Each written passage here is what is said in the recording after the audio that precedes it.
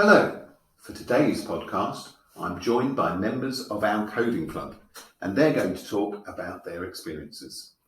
So firstly, could you tell us what your experiences have been of coding and computing in your lessons, both this year at school and in previous years?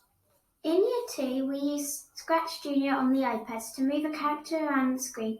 Then in Year 3, we used Scratch on the laptops linked to our Romans Learning Quest, moving characters between different backgrounds. I've done some microbit in the past to make the microbit show pictures and to make a dice roll. I remember using Minecraft last year in a session led by the Year 6 digital leaders. We took part in the Minecraft Hour of Code, the tale of the two villages. As we completed coding challenges, our tree grew in the middle of the world. One of my favourite things we did with microbits was making a random sentence generator, which made some ridiculous sentences. And why did you want to join this lunchtime coding club for the digital leaders? I wanted to join because I enjoyed coding in the past and wanted to learn new ways to code.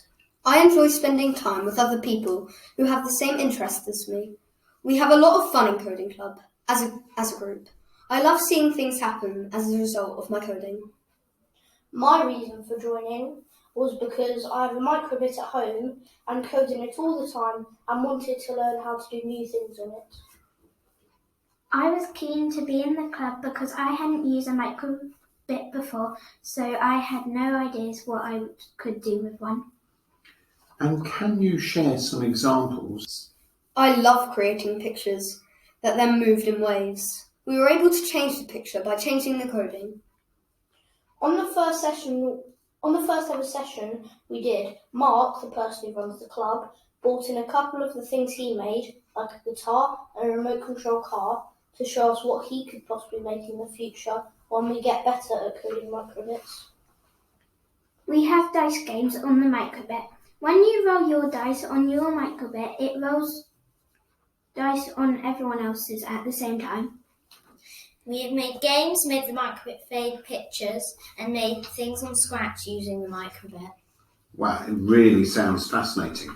I wonder if you could share what's the most exciting thing you've learned or the trickiest challenge you've overcome? The trickiest challenge I've overcome in the coding microbits is some of the coding we do is quite complicated, and half the time I have no clue what the piece of paper that we're coding off of means, but I keep on going and persevering.